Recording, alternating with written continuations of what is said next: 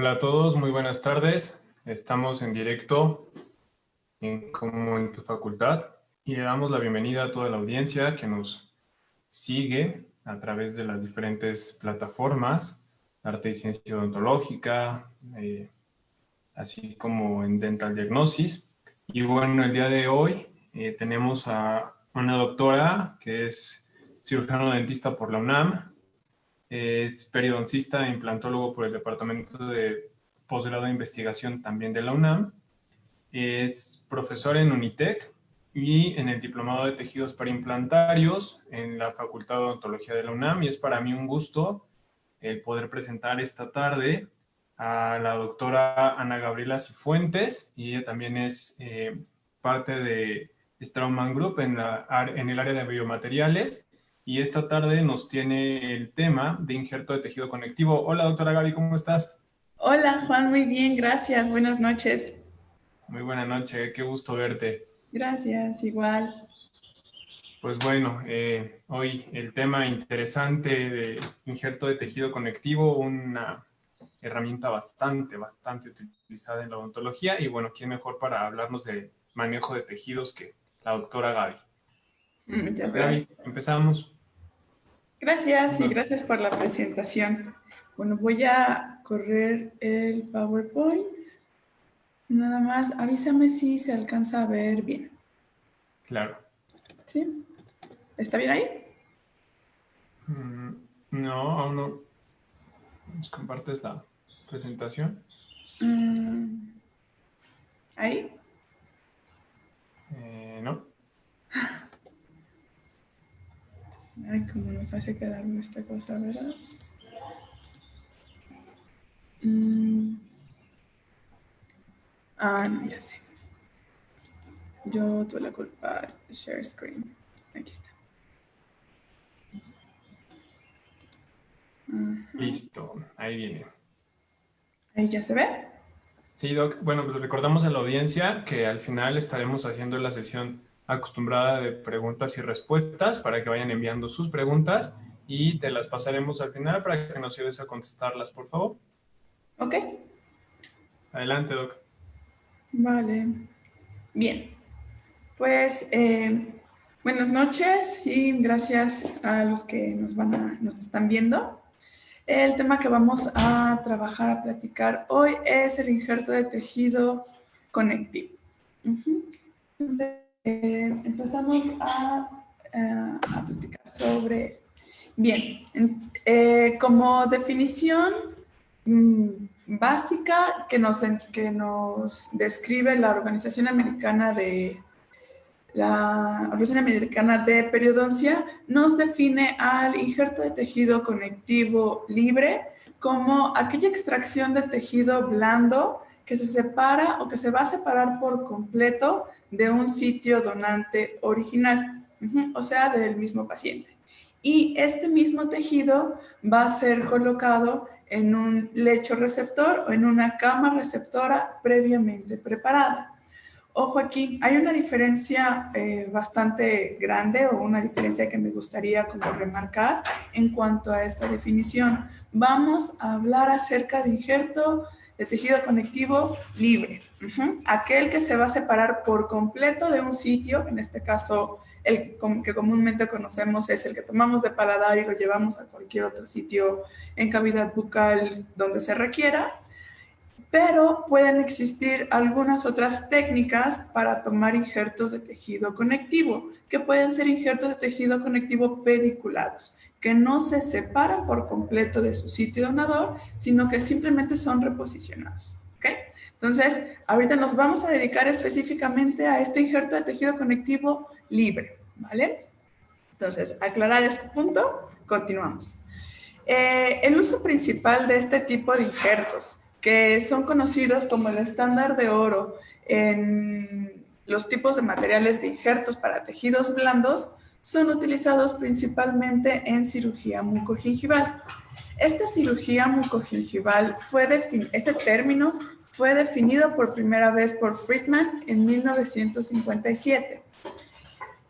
Sin embargo, esta definición o este término hace referencia al tratamiento de los defectos de los tejidos blandos para la corrección de frenillos que están mal posicionados, aumento de cantidad de tejido queratinizado o profundizaciones de vestíbulo. Sin embargo, actualmente los tratamientos que ofrecemos en cirugía periodontal van mucho más allá que esas tres áreas. Entonces, para 1993 se describe o se plantea un nuevo término conocido como cirugía plástica periodontal. Este término, descrito por Miller, tiene aceptación y es agregado dentro de los términos más usados a partir de 1996 por el World Workshop de Periodoncia, en donde determina que la cirugía plástica periodontal va a abarcar aquellos procedimientos quirúrgicos que estén enfocados en restaurar o prevenir defectos de los tejidos, defectos anatómicos, defectos del desarrollo o defectos traumáticos que puedan presentarse en los tejidos blandos y en el hueso. Entonces, para nosotros poder determinar qué sitio de la cavidad bucal va a requerir cierto tratamiento periodontal, pues tenemos que conocer básicamente cuáles son las características normales de un tejido periodontal o de los tejidos periodontales. y hay que determinar cuáles son, por ejemplo, los tipos de mucosas que lo conforman. Tenemos mucosa de revestimiento, mucosa masticatoria, la que normalmente conocemos como encía, y una mucosa especializada que corresponde a la lengua y a la zona de las glándulas. Anatómicamente, en la cavidad bucal también vamos a encontrar diferentes estructuras que van a ser importantes para nosotros, como la línea mucogingival y el margen gingival. El espacio que existe entre estas dos áreas o zonas anatómicas es lo que normalmente conocemos como encía insertada o encía queratinizada. ¿Ok? También tenemos las papilas interdentales. Entonces, estas estructuras anatómicas van a formar parte importante del diagnóstico de nuestros tejidos periodontales, periimplantares o de los procesos alveolares. Entonces, a partir de aquí nosotros vamos a determinar si existen o no requerimientos para mejorar las condiciones que existen en estos tejidos. Ahora, ya platicamos que la cirugía plástica periodontal es donde nosotros vamos a aplicar los injertos de tejido conectivo. Ahora bien, ¿cuáles son los procedimientos? La pregunta aquí es, ¿cuáles son los procedimientos que están incluidos en la cirugía plástica periodontal? Dentro de todos los procedimientos que existen de cirugía plástica periodontal que nosotros tenemos la capacidad completa para poder realizar, van desde tratamientos para agrandamientos gingivales, tratamientos de cobertura radicular, corrección de defectos mucosos o de tejidos blandos alrededor de los implantes, alargamientos de corona, estéticos o de exposición de corona clínica, preservación de encía en sitios con erupciones ectópicas, eliminación de frenillos aberrantes o en malposición, preservación de colapsos o del reborde edéntulo, aumento de reborde o reconstrucción de papila. Entonces, todos estos tratamientos van a formar parte de una terapia plástica periodontal. Ahora, dentro de todos estos tratamientos, ¿en cuáles nosotros podemos utilizar o podemos aplicar injertos de tejido conectivo? Que es básicamente la pregunta y es básicamente donde nosotros tenemos que enfocarnos ahorita en esta plática, ¿no? Entonces, dentro de ellos tenemos que las coberturas radiculares, correcciones de defectos mucosos en implantes, preservaciones de colapsos de reborde, aumentos de rebordes edéntulos y reconstrucción de papila van a ser principalmente los procedimientos en los cuales nosotros vamos a requerir injertos de tejido conectivo. Ahora bien, me parece el día de mañana está la doctora Matilde, perdón, en el tema de provisionales para el manejo de tejidos blandos. Entonces, este tema podría tener un montón o muchísima relación junto con nosotros. ¿En cuál de los casos? En los aumentos de rebordes edéntulos. Si nos fijamos en estas imágenes, la inferior del lado derecho, la de la esquina, tenemos una zona donde están dos pónticos, ¿no? O dos dientes que van a ser trabajados para una prótesis fija de 3 unidades, supongamos. Entonces, si vemos, clínicamente ese sitio tiene un colapso en sentido horizontal del reborde, pero el paciente, por X o Y situación, no quiere colocarse un implante o no tiene la posibilidad. Y lo que quiere o lo que se le ofrece como tratamiento es una prótesis fija. Ahora, ¿qué nosotros podemos intervenir para mejorar las condiciones de ese sitio? Porque en ese reborde que es demasiado delgado y que no tiene la capacidad para poder hacer un póntico ovoide, que protésicamente son los que nos dan más higiene y mejor estabilidad en esos tejidos o mejores características estéticas, podemos ofrecer aumentos de reborde con tejidos blandos, o sea, colocación de injertos en esos sitios para aumentar el grosor del reborde y poder tener un manejo más apropiado de los tejidos. ¿Sale? Es un ejemplo en relación a la presentación de mañana, ¿no? Y pues bueno, este injerto de tejido conectivo subepitelial es una de las técnicas, la toma de este tipo de injertos, la primera técnica descrita fue por Edel en 1974. Entonces, él hace una técnica o describe una técnica a través de la cual se toma un injerto de tejido conectivo del paladar mediante un procedimiento de 3 incisiones, ¿ok? O el conocido trapdoor. donde hacemos 3 incisiones para levantar una porción de epitelio, exponer el tejido conectivo subyacente y poder hacer la toma del injerto en la parte inferior. Esta técnica la describe con la finalidad de aumentar el grosor del tejido gingival en procedimientos de cobertura radicular. Sin embargo, a través de los años y ya a partir de 1974, pues se han descrito diferentes técnicas de toma de este injerto de tejido conectivo con diferentes enfoques, tratando de disminuir la morbilidad del paciente, tener sitios menos invasivos y también poder conseguir mejor calidad en los injertos de tejido conectivo, que son lo que vamos a describir un poco más adelante. Ahora, el paladar es el principal sitio o el que generalmente nosotros conocemos del cual vamos a tomar el injerto de tejido conectivo. Es el clásico o el sitio preferente para la toma del injerto. Sin embargo, este paladar va a tener diferentes características anatómicas que hay que considerar para, uno, tomar el mejor tipo de injerto o el mejor tipo o calidad de tejido conectivo. Dos, tratar de evitar situaciones clínicas o complicaciones transoperatorias e incluso posoperatorias. Por lo cual, las diferentes técnicas que se describen, pues algunas de ellas o muchas de ellas pueden ser muy sensibles a su ejecución. Quiere decir que la técnica va a depender de nuestra habilidad. Y pues bueno, el paladar no es el único sitio a través del cual nosotros podemos obtener injertos de tejido conectivo, sino que podemos obtenerlo también de la porción posterior del paladar, de zonas de crestas desdentadas y de la porción de la tuberosidad del maxilar superior. Entonces, estos 4 sitios van a tener pros y contras en la cantidad y calidad del tejido que nosotros estemos tomando.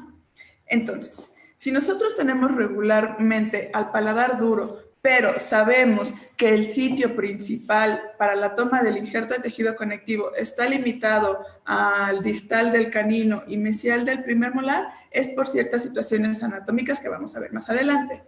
Pero van a existir ocasiones en las cuales el requerimiento de injerto de tejido conectivo va a ser a mayores extensiones. Por ejemplo, un paciente que tenga recesiones en prácticamente los 4 cuadrantes o toda la arcada superior. De ahí parte la idea de que las diferentes técnicas de toma de injertos de tejido conectivo nos permitan poder acceder a mayores cantidades. Ahora, otra opción de toma son las zonas desdentadas y los sitios de la tuberosidad del maxilar. ¿Cuáles son las desventajas que podríamos tener de estos sitios? Uno, que la cantidad que podemos tomar de esos sitios puede ser mínima. Dos, por ejemplo, hablando de la zona donde la imagen que se presenta en este sitio, pues obviamente abarca zona del primer molar. Si nosotros tomamos injerto de tejido conectivo de este sitio, uno, la cantidad que disponemos de tejido conectivo es poca. Dos, quizá nosotros queremos trabajar una rehabilitación con implante hasta primer molar en este sitio. Entonces, este sitio no va a ser el ideal. Ciertamente la zona que abarca la porción del tercer molar o del trígono podría tener una mayor cantidad de tejido conectivo o un mayor grosor, al igual que la porción de la tuberosidad del maxilar. ¿Ok? Pero pues, la limitación que tenemos en estos sitios es que es poca la cantidad que nos ofrece. Nos ofrece un buen grosor, pero la cantidad o en extensión es bastante limitada. Ahora, en orden de qué sitios son los preferentes para la toma de los injertos de tejido conectivo. Uno, en primer lugar, tenemos al paladar duro. Dos, la zona retromolar. Y tres, una zona desdentada. Sin embargo, en la porción del paladar tenemos siempre que hacer una medición de nuestro sitio donador para poder conocer también las características de este paladar. Entonces podemos saber el grosor del paladar y esto va a ser a través de topes endodónticos, ya sea utilizando una lima, obviamente el paciente previamente anestesiado, o con una sonda periodontal y el mismo tope para medir la profundidad de este. Una vez obtenido la profundidad, podemos determinar cuál técnica podría ser mejor para nuestro paciente y para la calidad de nuestro injerto de tejido conectivo.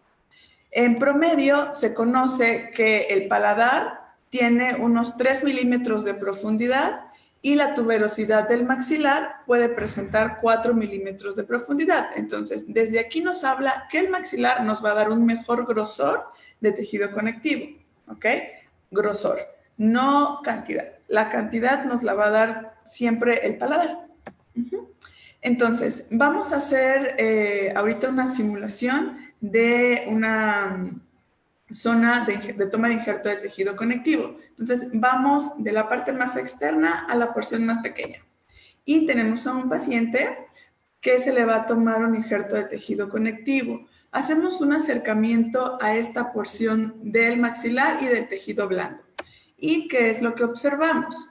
Observamos la porción de tejido blando, que es esta, una porción ósea que corresponde al maxilar y nuevamente una porción más delgada de tejido blando que corresponde al piso el piso de seno maxilar. Entonces, básicamente nosotros y nuestros tratamientos de toma de injertos de tejido va a estar enfocado en este sitio. Sin embargo, esta histología es bastante didáctica y me parece muy importante que la podamos visualizar y entender, puesto que nos da una idea de cuáles son las características de los injertos que estamos tomando. Entonces, ¿qué es lo que tenemos? Un epitelio, que es esta porción más rosada que vemos en la imagen, un tejido conectivo que abarca esta zona y una submucosa, ¿ok? Que dependiendo de la ubicación en el paladar, si es anterior, va a ser mayormente compuesto de tejido adiposo y si es posterior en el paladar, va a estar compuesta principalmente de tejido glandular, ¿ok? Una combinación de tejido conectivo más zonas glandulares. Entonces, ¿qué estamos hablando? Que de toda esta porción de tejido blando que tenemos en el paladar, prácticamente la mitad puede llegar a ser tejido conectivo viable o tejido conectivo denso. Entonces, ojo aquí porque esta es una parte muy importante. Y pues bueno, ¿cómo esquematizamos eso? Esa es una imagen histológica. Esto es una imagen clínica de lo que les acabo de comentar. Y tenemos epitelio, una porción de tejido conectivo y una porción de tejido adiposo o glandular, dependiendo de la ubicación de la toma del injerto. Entonces, ¿qué es lo que nos quiere decir esta imagen? Que realmente el tejido conectivo viable, denso y estable va a ser en una cantidad pues también reducida en comparación a toda la extensión del tejido blando del paladar. ¿Okay? Y pues bueno, en el 2009 Klosek nos describe en su artículo cuáles son los componentes estructurales anatómicos importantes en la toma de los injertos de tejido conectivo. Y nos menciona que existe el conducto nasopalatino y el conducto palatino posterior, a través de los cuales van a emerger o surgir arterias de gran calibre que van a irrigar y dar vascularización a la zona del paladar, al igual que los nervios que van junto con esa zona de arterias. Y que en ese mismo estudio, las características de los posicionamientos de las redes vasculares van a ser variables entre hombres y mujeres. Sin embargo, estas variaciones convergen o determinan que los sitios más seguros para evitar un daño a las arterias o a los tejidos vasculares van a estar comprendidos entre distal del canino y mesial del primer molar. Ahora, Reiser también describe en su artículo cuáles son las consideraciones anatómicas que el cirujano debe tener cuando se nos presentan diferentes tipos de paladar. Entonces, esto es una parte importante porque la forma del paladar podrá también determinar qué tipo de profundidad tiene y, por lo tanto, la disposición a lo largo de tejido conectivo que nosotros tenemos. Entonces, quiere decir que un paladar que sea en forma BU o que sea muy alto va a tener un espacio aproximado de 17 milímetros de la unión de cemento esmalte del diente hasta poder encontrar la zona de la arteria palatina. Entonces tenemos un sitio bastante amplio para poder hacer la toma de nuestro injerto. Sin embargo, en paladares promedio o en paladares rasos o muy cortos, esta distancia se va a ver reducida. Por lo tanto, hay que tener mucho cuidado cuando tengamos pacientes con paladares poco profundos, porque este trayecto de la arteria palatina y del nervio pueden encontrarse de una manera mucho más cercana a nuestro sitio quirúrgico. Entonces, en este mismo estudio, Reiser presenta una biopsia sobre cadáver donde demuestra esa característica, que un paladar profundo tiene aproximadamente la ubicación de la arteria a unos 17 milímetros aproximadamente, lo que nos determina que la toma de nuestros injertos de tejido conectivo también pueden verse delimitadas a estas características. Y pues bueno, sí podemos ver también en la imagen, tanto la arteria, el trayecto de la arteria y el trayecto nervioso van a estar adyacentes o firmemente unidos a la porción de hueso. Parte importante. Ahora, los injertos de tejido conectivo libres que nosotros tomamos para poder hacer procedimientos en cirugía plástica periodontal, los conocemos o los vamos a encontrar en la literatura como injertos de tejido conectivo subepiteliales, siempre y cuando correspondan a la técnica. Este término de ser un tejido conectivo subepitelial se designa debido a que se hace la remoción o la separación de la porción de epitelio con una primera incisión y hay una segunda incisión que es más profunda para poder hacer la toma del injerto de tejido conectivo, como lo vemos en la imagen. Una vez tomado y extraído ese injerto de tejido conectivo, lo que nos queda es una porción de epitelio que no va a contener tejido conectivo, pero que nosotros vamos a poder cerrar o afrontar para poder suturar y cubrir completamente ese sitio. Ahora, la ventaja de estas técnicas y de este tipo de toma de injertos de tejido conectivo es que creando un cierre primario de la herida, podemos conseguir ciertamente una cicatrización de primera intención. Sin embargo, tenemos que ser conscientes que si nosotros dejamos una porción de epitelio sumamente delgada y no tiene una porción de tejido conectivo, esa porción de epitelio se va a necrosar porque no va a tener una vascularización y su cicatrización puede caracterizarse eventualmente como una cicatrización de segunda intención. ¿Ok? Entonces, ojo aquí, porque podemos tener dos tipos de cicatrizaciones en un mismo procedimiento, a pesar de que hayamos hecho la separación del epitelio, ¿no? Por lo tanto, este artículo del 2019 de Witsche nos describe las diferentes técnicas para la toma de injertos de tejido conectivo en procedimientos de cobertura radicular. Y nos menciona que el injerto de tejido conectivo subepitelial no es la única forma de toma de injerto en la zona del paladar, sino que podemos tomar injertos que sean parcialmente epitelizados o tomar injertos libres que afuera o extraoralmente vamos a poder desepitelizar, ¿ok? Entonces, incluimos dos técnicas para la toma de injertos de tejido conectivo. Unas que van a tener pequeñas porciones de epitelio y otra que va a ser una toma de un injerto gingival libre prácticamente, dejando todo un lecho cruento. Y extraoralmente vamos a poder hacer la desepitelización. Ojo aquí, los tres son procedimientos de injertos de tejido conectivo libres. Solamente que uno es conocido como injerto de tejido conectivo subepitelial porque en el lecho donador dejamos una porción de epitelio cubriendo.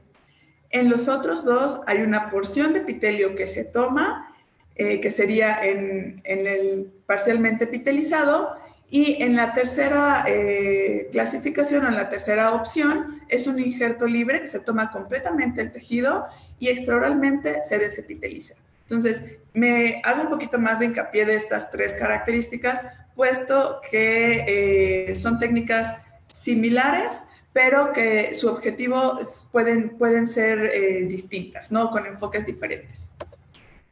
Ahora, mencioné también hace un momento que podemos tomar injertos de tejido conectivo de la porción distal del maxilar.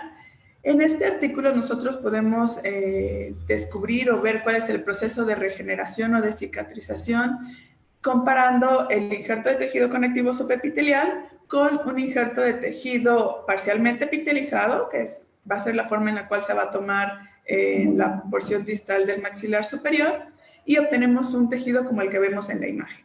Ahora, este artículo describe cuáles son las ventajas y desventajas de este tipo de injertos. Y nos menciona que como ventaja tenemos una menor contracción de este tejido conectivo una vez cicatrizado y una menor presencia de tejido adiposo o glandular, debido a que la zona retromolar del maxilar es una zona mucho más fibrosa y que no contiene porciones tan grandes adiposas o glandulares. Por lo tanto, es un tejido conectivo mucho más denso, mucho más firme y por consiguiente tiene menor contracción en el proceso de cicatrización. Pero también nos dice que las desventajas de este tipo de injertos es que tienen difícil acceso por ser una zona distal y retromolar y la cantidad disponible de este injerto pues también es mínima. Y obviamente si hablamos de un sitio que tiene un tercer molar, pues obviamente la cantidad de tejido o la disposición de tejido conectivo va a ser prácticamente nula o muy poca. Entonces, son cuestiones que tenemos que evaluar para saber cuáles son las mejores opciones de tratamiento. Y pues bueno, las diferentes técnicas para la toma o la recolección de tejido conectivo, me gustaría presentarles a ustedes este artículo que hace una revisión narrativa a través de 44 años de evolución de las técnicas de toma de injertos de tejido conectivo. Entonces, describen infinidad de técnicas, ¿no? E incluso clasificación para el diseño de estas técnicas, donde existen técnicas con una sola incisión longitudinal y una o dos incisiones de descarga o liberatrices que nos permiten un mejor manejo del sitio, o dos incisiones horizontales sin incisiones de descarga, con una incisión de descarga o con dos incisiones de descarga. El objetivo de la evolución de todas estas técnicas de toma de injertos de tejido van a ser siempre a favor del paciente y van a tener como objetivo disminuir dolor, sangrado y morbilidad para los pacientes, siempre asociadas al sitio donador, que en este caso nos enfocamos a la porción del paladar. Y nos pone este cuadro. Entonces, este cuadro nos describe todas las técnicas o la mayoría de las técnicas que se utilizan para la toma de injertos de tejido conectivo. E incluso habla acerca de las técnicas mínimamente invasivas. Entonces, las técnicas mínimamente invasivas tienen como objetivo que las incisiones van a ser reducidas. Por lo tanto, hablamos de una sola incisión. El suministro de sangre se va a ver menos comprometido por la ausencia de menores incisiones. La curación puede ser más acelerada debido a que hay una porción de epitelio que va a cubrir esos sitios y que no va a existir un desprendimiento de ese colgajo para poder tener acceso al injerto de tejido conectivo. Sin embargo, estas técnicas mínimamente invasivas van a tener como desventaja que van a ser técnicas sensibles a la práctica y que van a requerir mayor experiencia por parte del operador o por parte nuestra, ¿no? Entonces, son técnicas muy favorables, pero que también hay que tener cuidado cuando las aplicamos. Y las diferentes técnicas o las que me gustaría platicarles ahorita son la técnica de trapdoor. Esta técnica fue descrita por Edel en 1954, que fue la que platicamos ahorita, 74, perdón.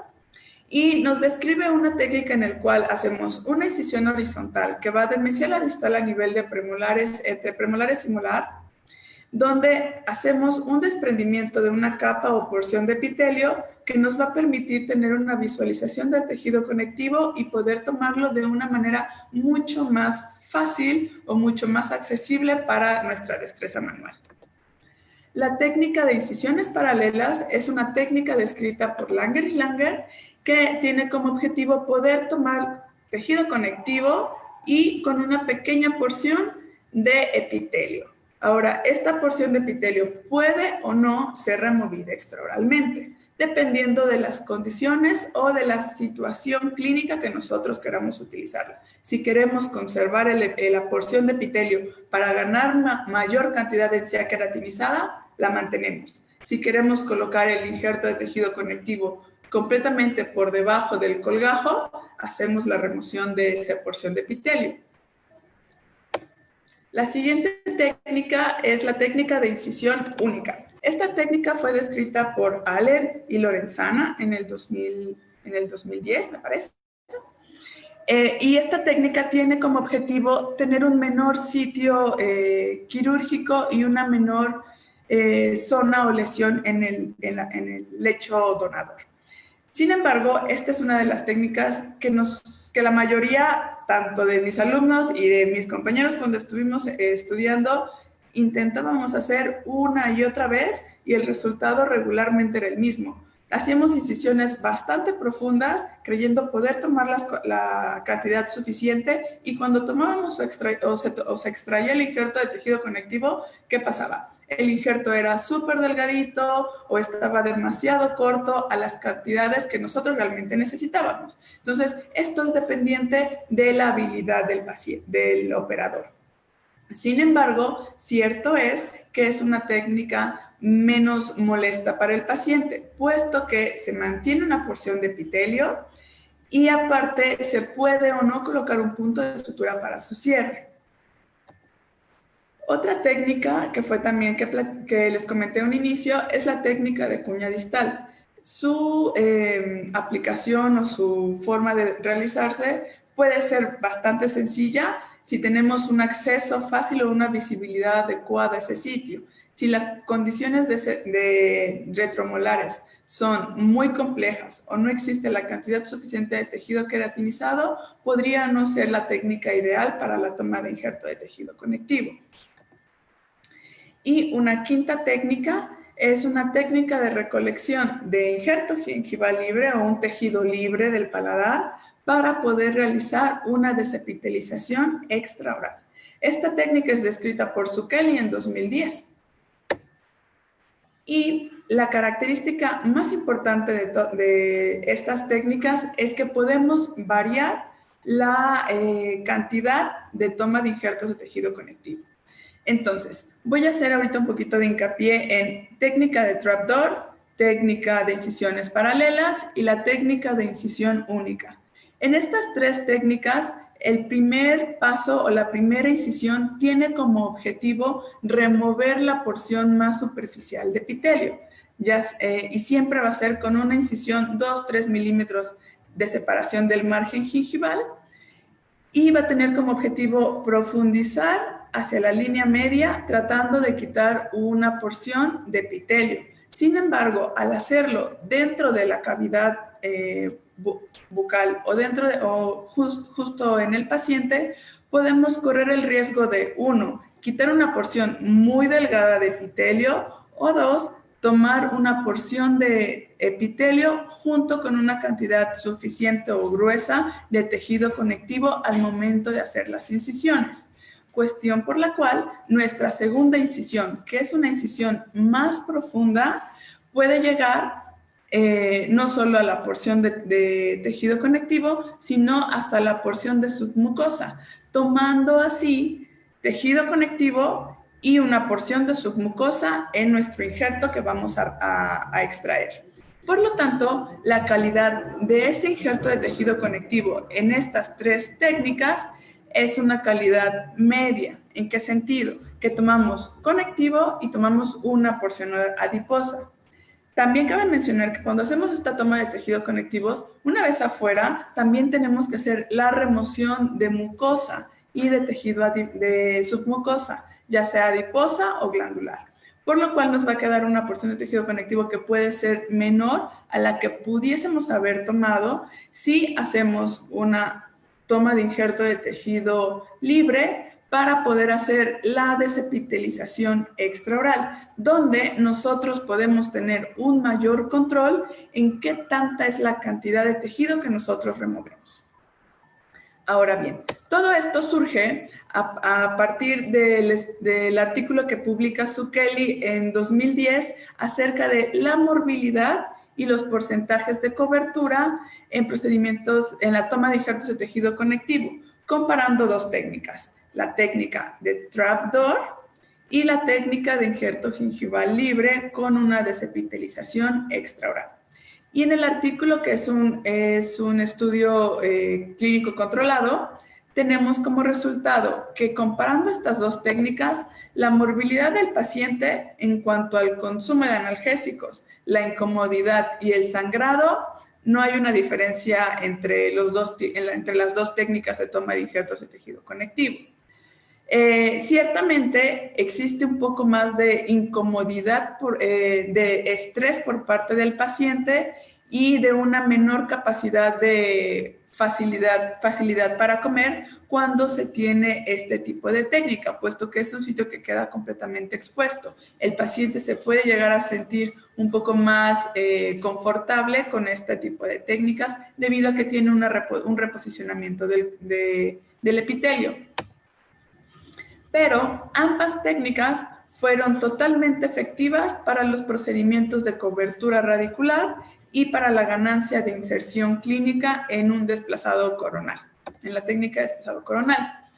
Y un punto importante que también se observó en este estudio clínico controlado es que en el procedimiento los procedimientos de cobertura que se hicieron comparando estas dos técnicas, cuando se utilizaron este tipo de injertos de tejido conectivo, hubo mayor cantidad de grosor en la ganancia de tejido blando en los sitios injertados. ¿Qué quiere decir? Que con lo que platicamos hace rato, ¿no? Que este tipo de injertos de tejido conectivo son más tejido conectivo denso como tal, porque en esta porción podemos injertar en los sitios receptores tejido conectivo con pequeñas porciones o con porciones de submucosa que van a tender a reabsorberse.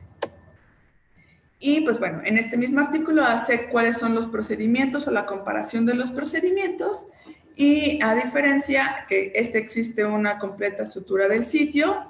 En este podemos suturar un apósito de colágeno, podemos colocar apósitos quirúrgicos, membranas de colágeno, apósitos quirúrgicos o incluso plaquitas protectoras o protectores palatinos. Ahora, no obstante, con este artículo también evaluamos, o quise ponerles a ustedes para presentar una revisión sistemática comparando los dos tipos de tejido conectivo, el subepitelial y el desepitelizado extraoral. Entonces, Tabelli en 2019, apenas el año pasado, tiene esta publicación en el International Academy of Periodontology, y nos menciona que a partir del artículo de Zucchelli del 2014, en el que Zucchelli determina o menciona que dependiendo del grosor o de la cantidad de tejido conectivo injertado, puede verse afectado el resultado clínico en un procedimiento de cobertura radicular, debido a las condiciones o a las características del injerto conectivo que nosotros estamos colocando.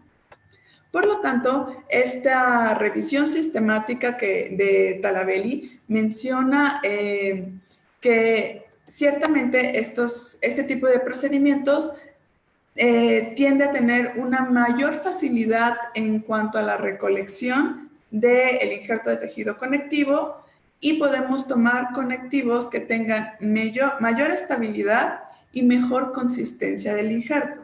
O sea, un injerto conectivo mucho más denso.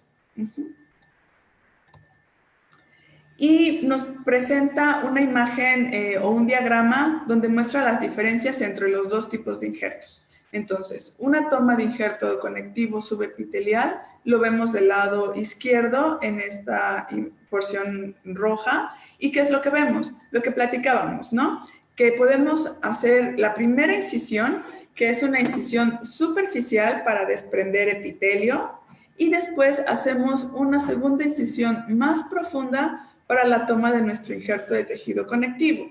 Ojo, en esta imagen, ¿qué es lo que vemos? Que cuando hacemos esta primera incisión, este epitelio lleva una porción de tejido conectivo. Y nosotros, cuando tomamos el conectivo, que es el que vamos a extraer, lo tomamos con porción de submucosa. Entonces, la calidad de este tejido conectivo de alguna manera se encuentra ligeramente reducida.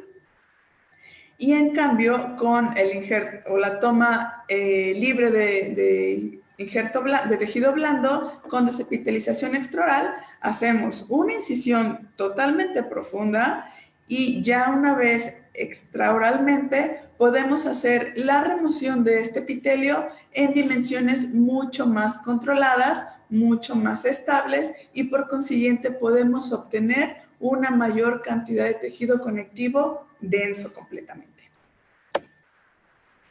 Ahora, la comparación entre los diferentes tipos de curación de estos lechos receptores.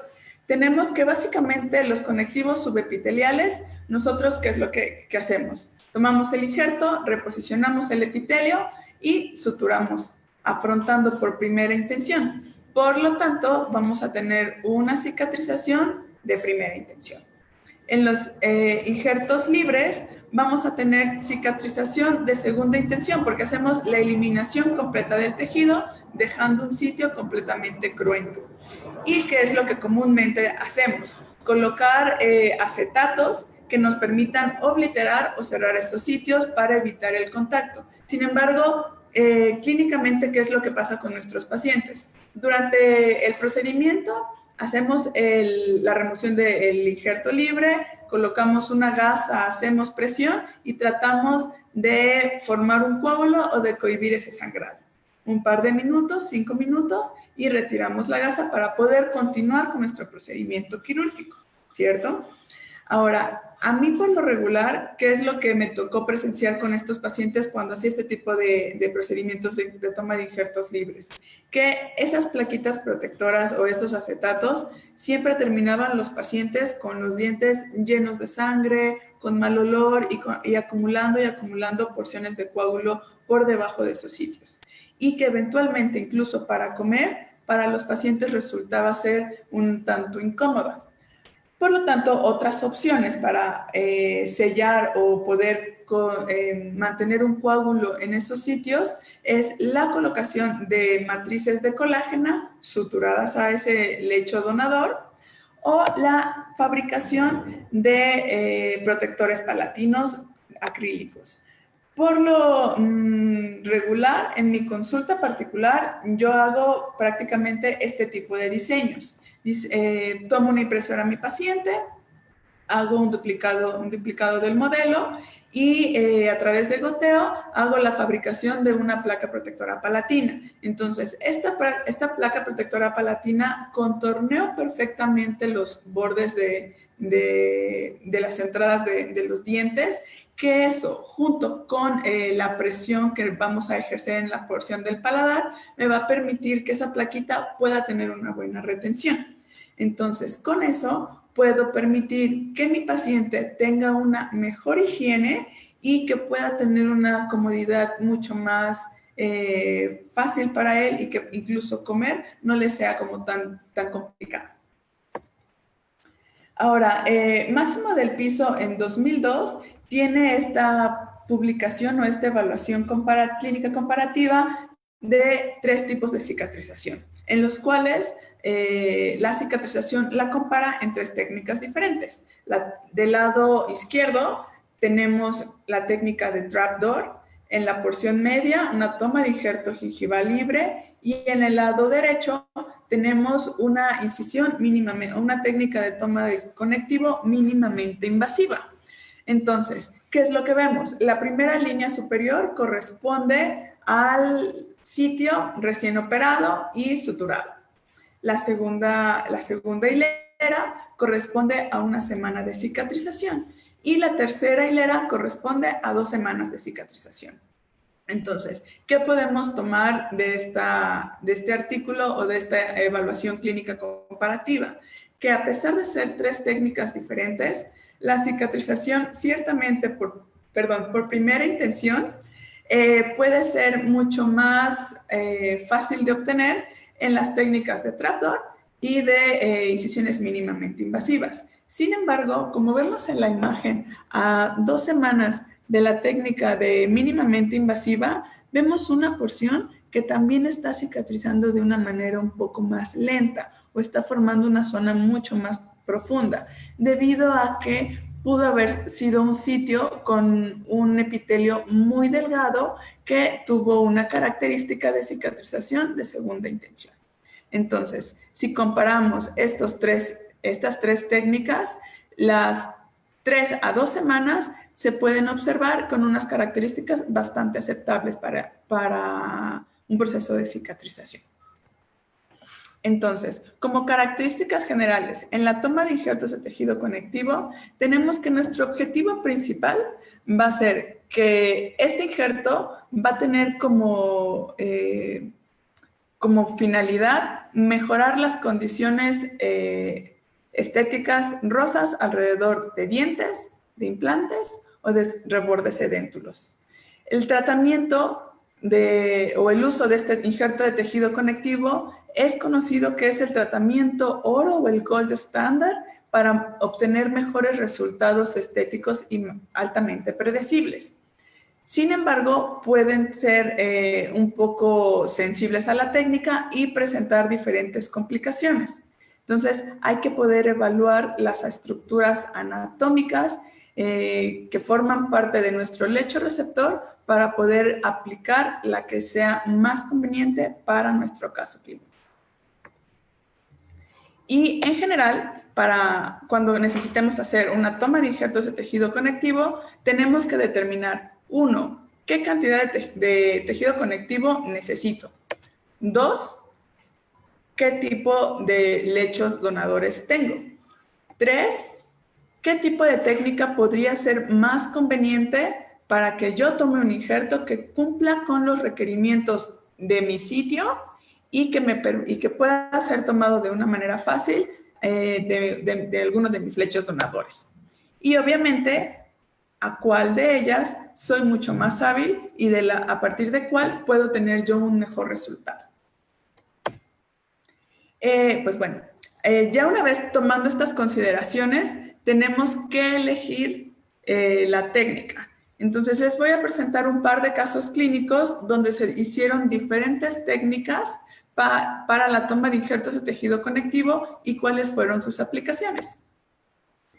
En esta primera foto clínica, tenemos como objetivo hacer un procedimiento de cobertura radicular en una zona con recesión y que aparte tiene una presencia de caries. Aquí decidimos hacer una técnica de una sola incisión o una técnica mínimamente invasiva descrita por Allen, donde hicimos una sola incisión en la porción del paladar para tomar el injerto de tejido conectivo. Y tenemos como resultado este tipo de injerto.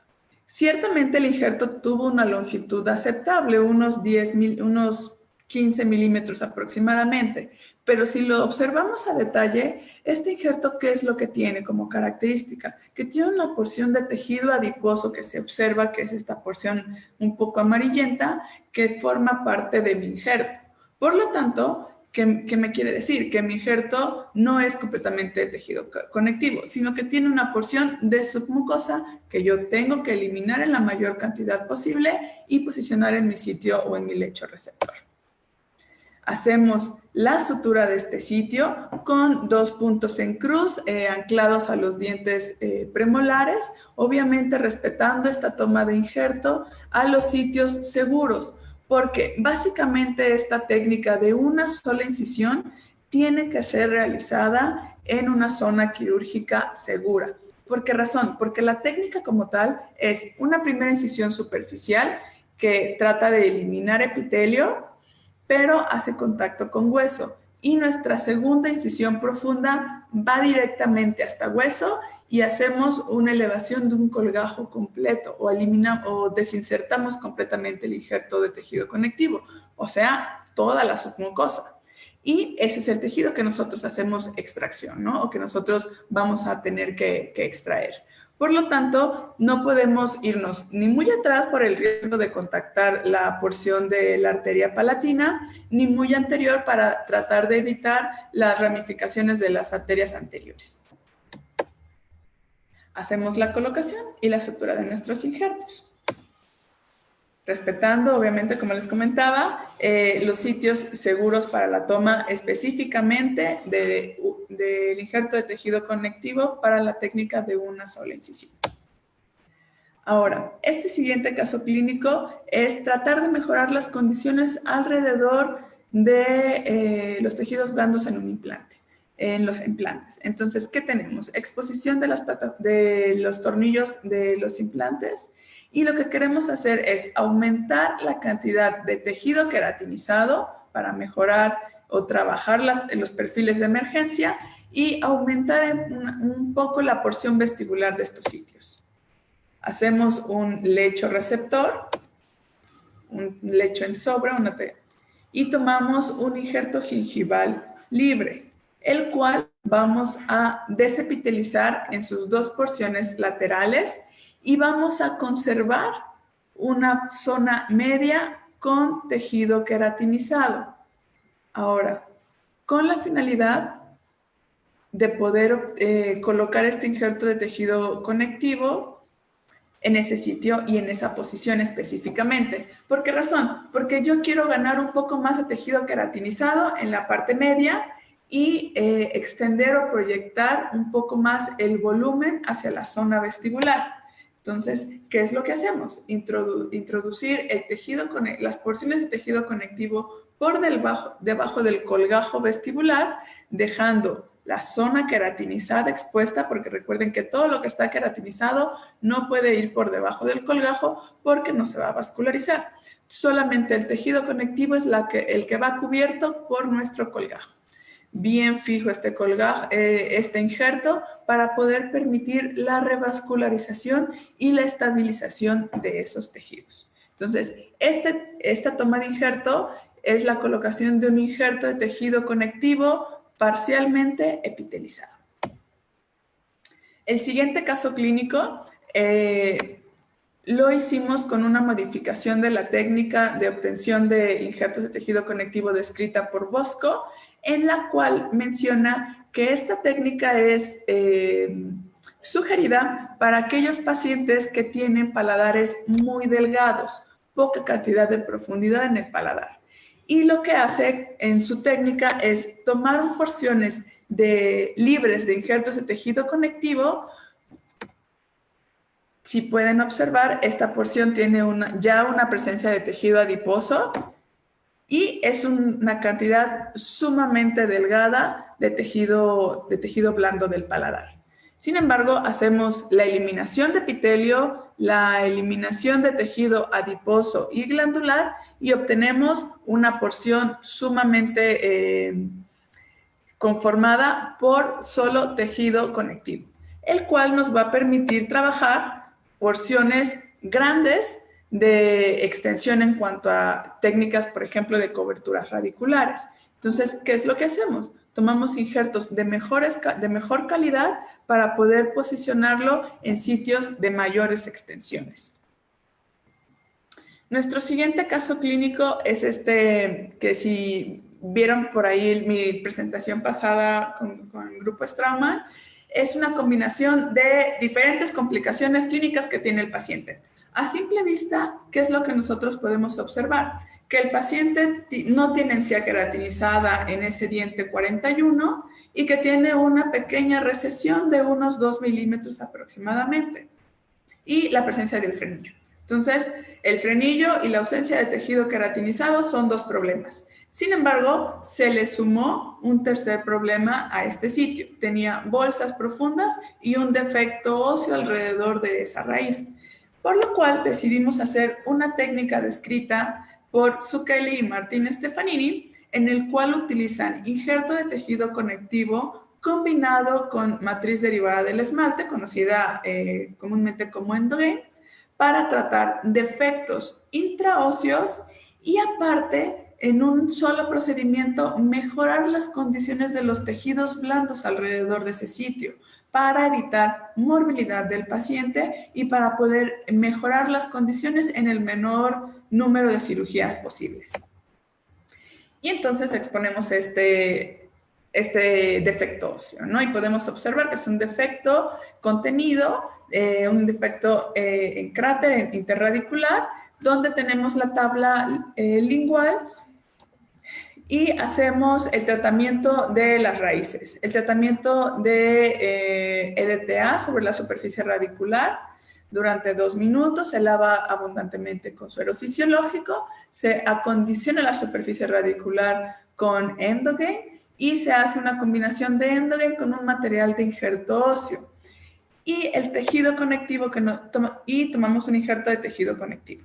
Este injerto de tejido conectivo tenía una muy buena cantidad de tejido conectivo y podemos obtener una desepitelización bastante fácil, una calidad de tejido conectivo buena o bastante densa, que vamos a utilizarlo como una barrera protectora, con la finalidad, 1, de contener nuestro injerto óseo y 2, poder hacer un reposicionamiento del colgajo para poder cubrir 2 problemas y mejorar las condiciones de los tejidos alrededor de esos implantes.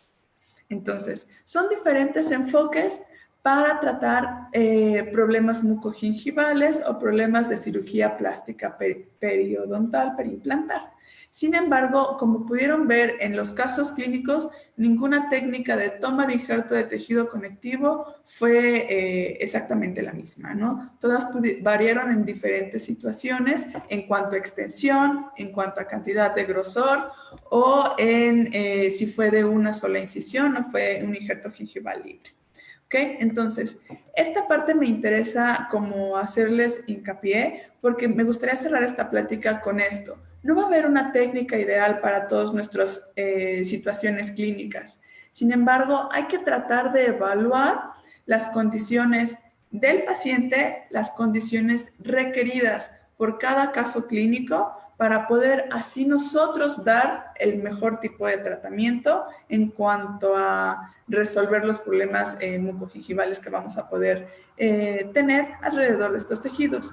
Y la toma de estos injertos conectivos del paladar, pues bueno, hay que seguir esforzándonos por practicar y tener siempre la conciencia de que la mejor calidad en cuanto al tejido conectivo nos puede dar los mejores resultados en cuanto a ganancia de volumen o a formación de tejido queratinizado a largo plazo.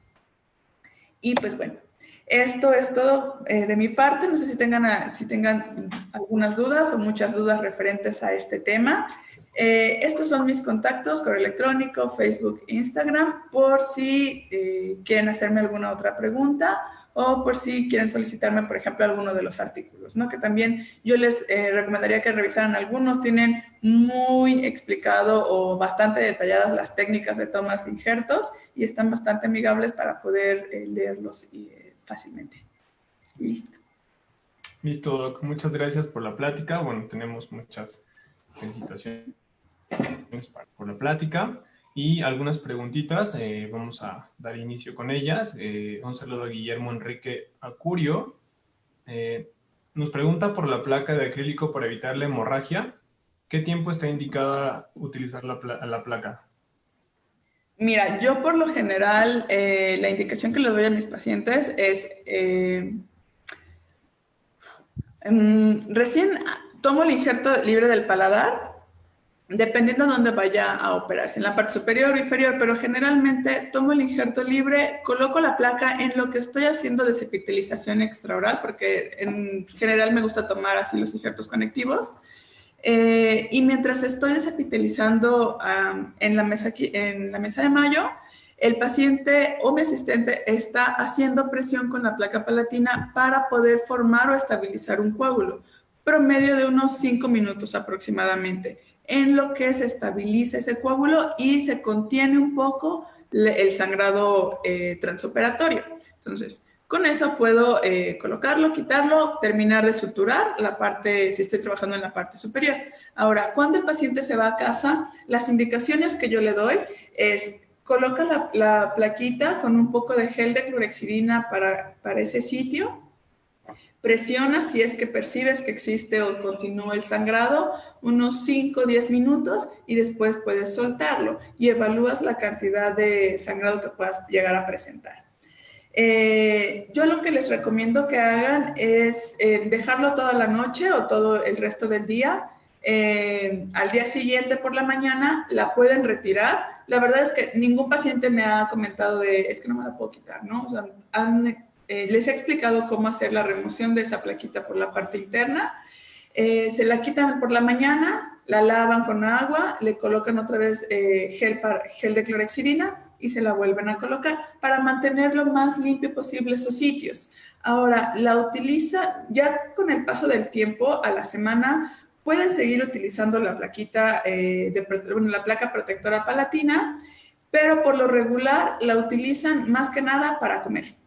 Se la colocan para comer, terminan de comer, la lavan, se enjuagan, hacen su protocolo de limpieza, y si ellos sienten como la necesidad de colocársela, yo les comento, si sientes la necesidad de ponértela, colócatela. Si sientes que no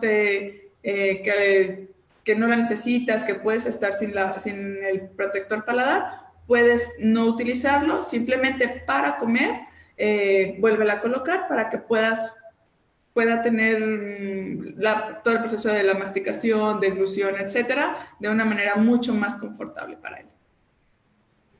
Muy bien, doctora, muchas gracias.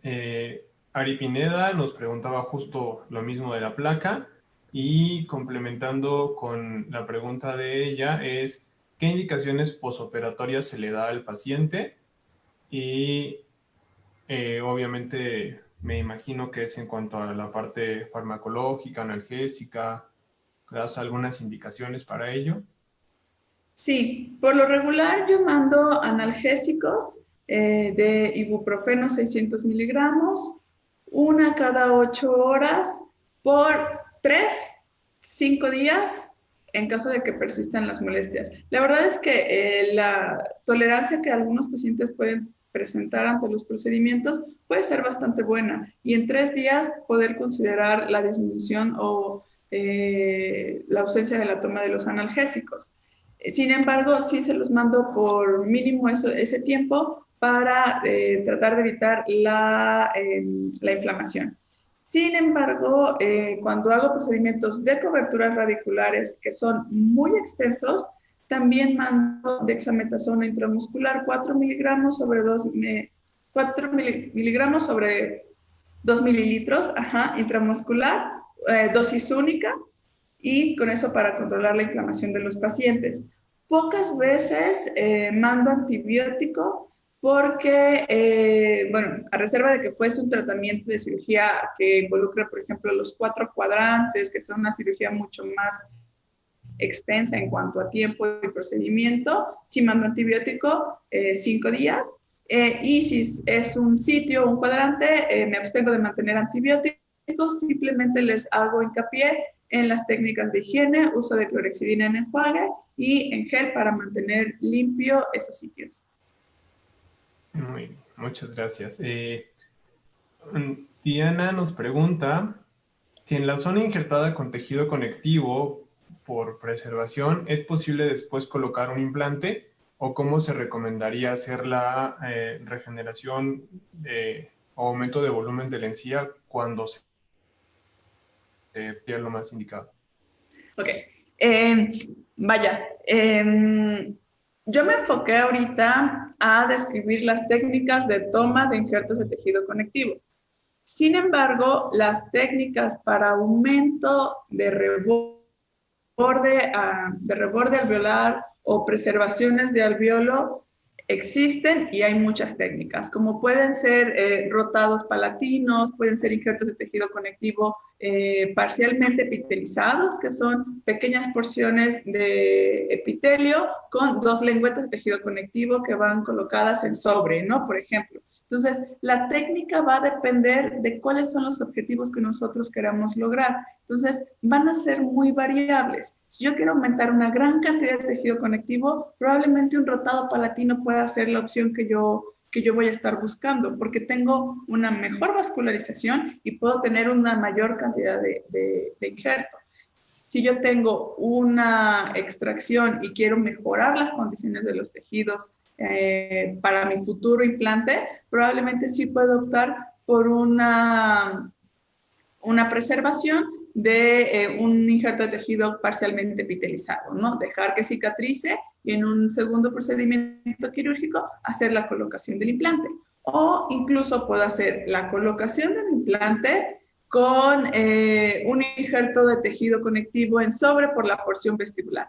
Va a depender mucho de qué es lo que nosotros queramos conseguir, el tipo de técnica que se va a aplicar con el injerto de tejido conectivo. Entonces, por eso sí les explicaba que hay variables en el injerto de tejido conectivo, que puede ser solo injerto, puede tener porciones epitelizadas, porque al final los objetivos son distintos. No sé si me expliqué un poquito esa parte. Sí, creo ¿Sí? que sí quedaría claro. Ok, gracias. Pues de alguna manera, pues igual que le echen una leidita a los artículos, ¿no? ¿Están usted dispuesta a enviarlos, compartirlos y bueno, seguir aprendiendo de esto? Si no, esperemos el próximo diplomado de tejidos periimplantarios. Sí, ya los tengo mucho más en orden. Sí, pero Eh, cualquier cosa que necesiten con la parte de los artículos están ahí en la literatura. A veces es como complicado encontrarlos, pero digo, ya los tengo, los puedo compartir sin ningún problema. Incluso en redes sociales, a veces en Instagram, subo algunos casos clínicos y en esos casos clínicos pongo la referencia bibliográfica del procedimiento, ¿no? Que si hice un injerto de tejido conectivo parcialmente epitelizado, ¿con qué finalidad, ¿no? O por ejemplo, el caso que les presenté de Wall Technique, de Sukeli, ese sí lo tengo ya en redes sociales con la referencia bibliográfica, porque me parece un acercamiento bastante interesante, ¿no? Entonces, ese tipo de publicaciones pues pueden estar ahí disponibles. Igual, si nada más que en el artículo, manden un mensajito y sin ningún problema se los mando. Muy bien, doctora. Nos pregunta Daniela Lino si el tejido adiposo puede contribuir a la necrosis del injerto. El tejido adiposo tanto el adiposo como el tejido glandular van a tener una mayor contracción, no que tenga una necrosis del injerto. Por ejemplo, ya sea en cualquier tipo de procedimientos de aumentos de tejido conectivo, van a existir factores que van a favorecer o van a darle una mejor probabilidad de éxito a nuestros injertos, entre los cuales va a ser que el conectivo que nosotros coloquemos esté muy bien cubierto por el colgajo. Hay algunas técnicas que dejan pequeñas porciones de conectivo expuesto, pero ojo, estas técnicas que dejan porciones de conectivo expuesto es porque una mayor porción del tejido conectivo está completamente cubierto por el colgajo y tiene un buen aporte sanguíneo. Entonces, mientras el injerto de tejido conectivo tenga un buen aporte sanguíneo, va a poder permitir la revascularización incluso de la porción expuesta. No tanto que el tejido adiposo o el glandular vayan a provocar la necrosis, van a provocar un mayor proceso inflamatorio, van a tener mayor contracción, pero no como tal van a provocar una necrosis del injerto. La necrosis del injerto puede estar dada por algunos otros factores, porque el mismo sitio quirúrgico no tiene una buena estabilidad, porque no tiene un buen aporte sanguíneo, etc. Ok. Nos pregunta Periodoncia, ¿qué hacemos si nos encontramos con la arteria palatina en los casos de no tener paladar profundo? Ok. Las tomas de injertos de tejido conectivo, como les platicaba, en alguna de las técnicas tienes que ir hasta hueso para poder hacer la extracción del injerto. Entonces, en esas es más el riesgo de contactar la arteria palatina. Uno, si ya la contactaste y tienes un sangrado copioso y en algunos casos ves como hasta se dispara la sangre directamente de la arteria, hay diferentes opciones. Uno, hacer una presión local en ese sitio, como lo comentaba, tratar de estabilizar o disminuir ese sangrado con presión local. Dos, hacer la colocación de un vasoconstrictor directo en ese sitio, anestésico, directo a esa zona. Presionar, esperar un par de minutos. Si eso nos controla el sangrado, bien, ahí estamos. Otra de las opciones para controlar los sangrados profusos cuando contactamos una arteria es tengo el límite distal de mi zona de toma de injerto de tejido conectivo. ¿Qué hago en la parte un poquito más distal, o una zona un poco ligeramente más hacia distal? Empiezo a hacer puntos simples para tratar como de presionar y de crear una mayor constricción del vaso sanguíneo. 2, puedo levantar realmente un colgajo para exponer y poder observar de una manera mucho más fiel la arteria y prácticamente suturarla hasta que podamos disminuir ese sangrado. Obviamente son procedimientos mucho más complejos. Y una tercera opción es cauterizar esa arteria. Tener un cauterizador y tocarla, poner unos puntos hasta poder sellar ese sangrado. Muy bien, doctora, muchas gracias por esas indicaciones. Nos pregunta Guillermo Arango Muñoz si podría explicar un poco más acerca de cómo se suturó el segundo caso clínico y los implantes de tejido conectivo en la primera técnica. ¿Es como elaborar un bolsillo? Pregunta.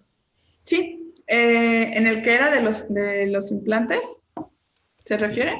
¿Cómo suturé esa? Lo suturé con puntos simples. Esta. Ajá. Se hizo como una técnica en sobre, se levantó un colgajo parcial, tanto por vestibular como por palatino, y en esas zonas de colgajo parcial se introdujo el tejido conectivo, se colocaron puntos simples, tanto por la porción vestibular como la porción palatina, para poder tener un buen afronte de ese sitio.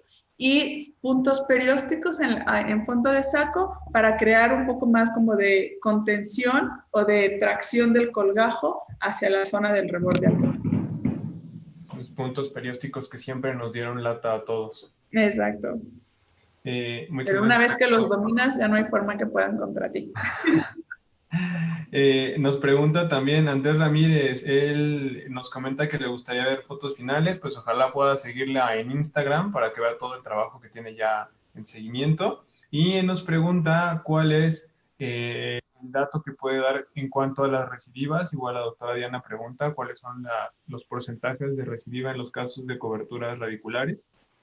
La recidiva en coberturas radiculares.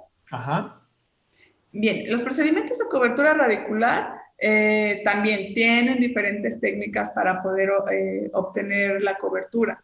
Entonces, tenemos procedimientos incluso de injertos gingivales libres para cubrir el injerto de una recesión, ¿no? Sin embargo, ¿cuál es el problema? Que un injerto gingival libre vamos a modificar las características clínicas de los tejidos alrededor y se puede ver un poquito más blanco ese injerto. Están los desplazados coronales, están las técnicas de túnel, están los desplazados laterales, o sea, hay muchísimas técnicas para hacer cobertura radicular. Ahora, una recesión gingival, en la mayoría de los casos, lo podemos relacionar a diferentes factores. Y el más frecuente es una cuestión traumática, o sea, un cepillado vigoroso que causó una recesión en un epitelio que probablemente era de fenotipo fino, ¿ok? Entonces, si yo hago un procedimiento de cobertura radicular, la finalidad de mi procedimiento es mejorar, uno, cubrir obviamente la recesión, y dos, mejorar las condiciones de ese sitio. Por lo tanto, yo estoy colocando un injerto de tejido conectivo subepitelial para engrosar la cantidad de tejido queratinizado en la porción vestibular de esas recesiones y tener un sitio mucho más resistente a las fuerzas traumáticas. Ahora, ojo, cuando tenemos pacientes con recesiones, antes de empezar los procedimientos de cobertura, hay que modificar el factor etiológico. Y si el factor etiológico es un factor traumático, o sea, un cepillado vigoroso, si el paciente no modifica eso, es muy probable que pueda existir nuevamente una presencia de recesión, aunque tú le hayas colocado un injerto de tejido conectivo subepitelial. Por eso es importante tratar el factor etiológico antes de hacer el procedimiento. Ahora, ya tienes controlado el factor etiológico, la recidiva realmente no es tan frecuente, ¿no? Porque modifica modificas tú las condiciones, mientras tú obtengas una cobertura del 100%, la estabilidad de esos tejidos puede ser a largo plazo. Incluso puede no volver a presentarse, si tienes controlados los factores que provocaron esa recesión previamente. Ok, muchas gracias por eso. También nos pregunta Eric Zúñiga, en un momento de reborde, ¿cuál es el tiempo de recuperación del paciente para poder realizar una rehabilitación protésica? Esa es buena. Generalmente los injertos que nosotros colocamos tienen un proceso de cicatrización y de contracción. La mayor contracción de los injertos de tejido conectivo se presenta a los 3 meses, que sería alrededor de un 50-60% de la contracción. Todavía 3 meses más van a seguir existiendo un poco más de contracción y de modificación de esos tejidos. Hablando en general que 6 meses sería como el tiempo ideal para hacer, por ejemplo, la impresión de esos tejidos, ¿no? Pero podemos ir trabajando la modificación o los perfiles de emergencia con pónticos ovoides a partir de los 3 meses sin ningún problema. Muy bien. Nos pregunta también, esta se me hace interesante, Guillermo Arango Muñoz. El tiempo de trabajo y cuidado de la muestra de injerto antes de estabilizarlo y suturarlo. ¿Hay algún tiempo promedio para hacerlo? Ya, por lo regular, tomas el injerto de tejido conectivo, lo trabajas en el sentido de lo desepitelizas, le quitas la porción adiposa y una vez que lo tienes ya limpio, por así decir, va directamente a la zona del lecho receptor. Entonces te puedes tardar 5 minutos, máximo 10 haciendo ese procedimiento. Entonces, antes de que tú tomes el injerto de tejido conectivo, ya tienes que tener un lecho quirúrgico preparado. Entonces, primero haces el diseño de tu lecho, ya sea Zucchini, túnel, una zona, un colgajo en sobre. Una vez que lo tengas, te vas directo a la zona donadora, tomas tu injerto, lo trabajas, lo preparas y terminando de prepararlo directamente a la zona de colocación. Ok. Shirley Amador nos pregunta, bueno, dice, felicidades, Doc, muy buen tema. ¿Qué pasa si existe necrosis del tejido conectivo? ¿Se puede volver a injertar? Ya. El injerto de tejido, esa pregunta sí es como bastante buena porque en algunos cursos o clases es así como de, doctora, ya se necrosó el tejido, lo voy a quitar. No. Entonces, puede ser que el injerto de tejido conectivo esté parcialmente necrosado en alguna zona o en algún sitio que realmente no se vascularizó, pero algunas otras porciones de este injerto sí pueden estar realmente vascularizadas.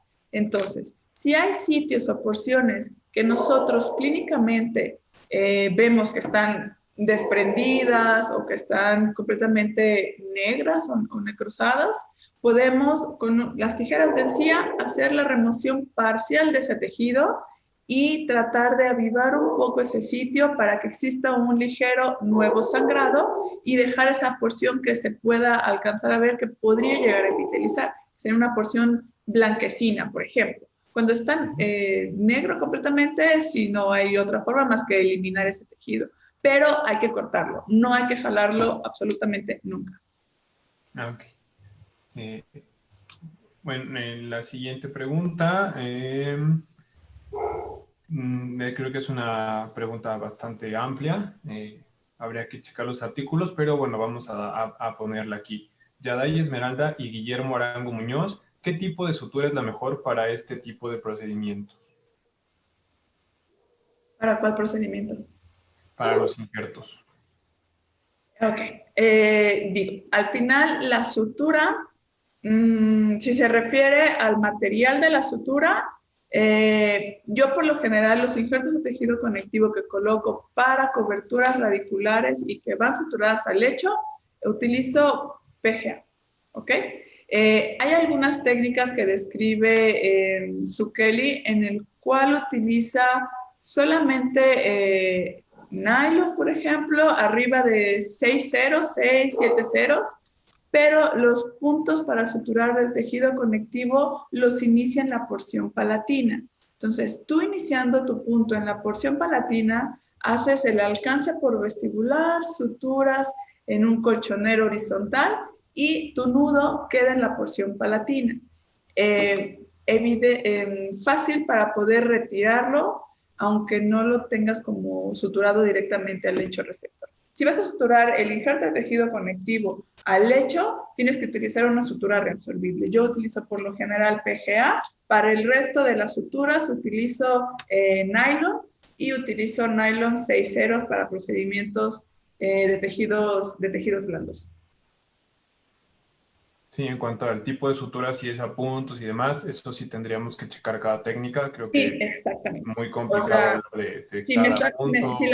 Exacto, si la pregunta va a qué tipo de punto de sutura utilizamos para los procedimientos, depende del tipo de procedimiento y qué es lo que tú quieras obtener con el punto de sutura. Porque vaya, un punto en 8 no tiene la misma función que un colchonero horizontal, no tiene tampoco la misma función que una sutura suspensoria. Entonces, hay algunos puntos de sutura que tienen como finalidad afrontar bordes, ¿ok? Y disminuir o controlar la tensión. Y hay puntos de sutura que van a tener como finalidad cerrar los bordes de las incisiones. Entonces, va a depender de qué es lo que tú quieras obtener en la técnica quirúrgica, el tipo de sutura que vayas a querer utilizar. Por lo regular en procedimientos de cobertura radicular y estabilización de los colgajos y de los tejidos conectivos, yo utilizo colchoneros horizontales o suturas suspensorias, pero depende de la técnica. Muy bien. Doctora, tenemos las últimas dos preguntitas. Han estado llegando muchas, pero bueno, vamos a cerrar con estas dos.